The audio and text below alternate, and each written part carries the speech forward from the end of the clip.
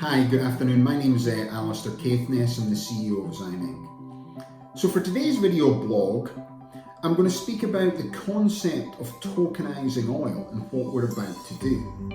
So in the last video, I spoke about ZiyenCoin and what it represents. So what ZiyenCoin is an equity-backed token that actually owns a percentage of Ziyen Inc. Now what Ziyen Inc's about to be involved in is we're developing this platform where we're going to tokenize oil. So what do you mean tokenize oil? What are you actually talking about? Well, what we're talking about is tokenizing the financial asset of an oil producing whales. So ultimately, how does that actually work? Well, you think about the industry we're about to disrupt. So for the last 100 years, essentially, the financial structures of oil producing assets haven't changed. And if you're investing into projects out in the Midwest, what actually happens now is people invest in the drilling aspects and activity.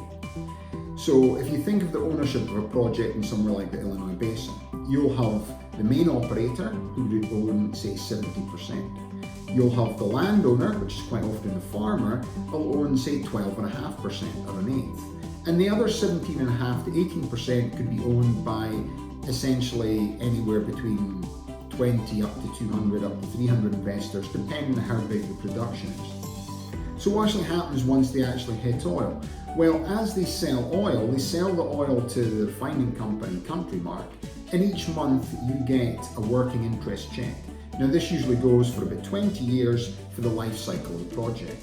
So what's actually happening is the money is locked into the life cycle of the project. So what we're about to do is we're about to create individual tokens or coins, if you think of more of tokens, for these producing assets. So each one will have a different amount of whales on it each time. Now what we're about to do is we will take this asset, we will drop it into a financial structure like an LLC, and then what we'll do is tokenize that. So by tokenizing that and utilizing the blockchain and having its own trading platform, which is backed up by an ATS, and we've got different software partners we're about to announce who we're working with, and obviously an announcement of what we're about to do. But essentially what we're doing is we're taking this asset, we're putting in the blockchain, and we're tokenizing it. So right now, what happens in traditional oil assets? Well, each month you'll get cut a working interest check, depending on how much oil you've sold and what percentage you own. So if you own 1% of that and they sell, 1,000 barrels at 70 a day, which is $70,000, if you own 1% of that production, once the refining company takes it there, you might get a check for $6,000 a month. But right now that's taxed, and then how do you sell this working interest? Well, essentially you can't, because then you have to find someone who will want to buy this under working interest.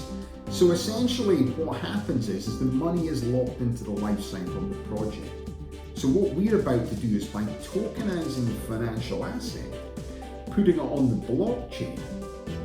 Once it's actually on the blockchain, we'll be able to trade these tokens. Now, if it's backed up by an ATS, with the likes of Open Finance or T0, then people can get liquidity from their tokens. So suddenly, this money is now currently locked, and it's always locked in the life cycle of projects. If you think about these small basins in the Midwest, where you've got lots of small operators, whereby a lot of these guys have liquidity problems because they've got revolving credit facilities. So therefore, because they're LLCs, they're not like the super majors.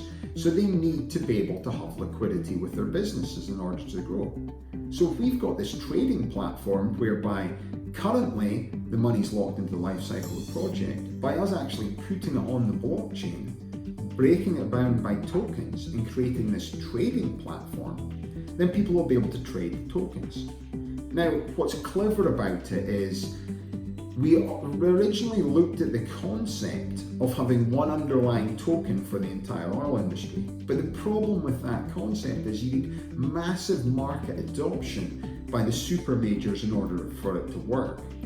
Whereby if we create multiple tokens and create its own token trading exchange, then ultimately we'll be creating hundreds, if not thousands of tokens But rather than all these ICOs, initial coin offerings, that have failed in the last 2 years, what our project's about to do is, by taking the financial asset and tokenizing that, and allowing people to sell and trade these tokens, so then people can invest into projects, and then people can sell their tokens.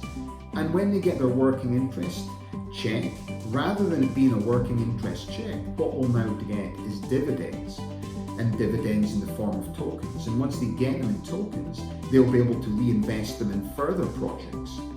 And that's essentially how the trading platform's going to work. And the great thing about it is, if the platform grows to someone like BP wants to come on and tokenize an individual project, well, essentially they'll come on, it'll be BP and the name of the project. Just like the first few projects you'll see going on this platform will be from Ziyen Energy, the energy division of our company. And it'll be like Ziyen Energy POTS lease, and that will be tokenized.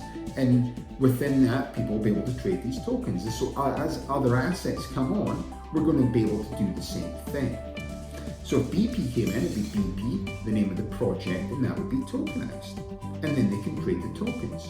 So you've got to think this platform we're creating is essentially going to be the Alibaba or Amazon of the oil tokenization business.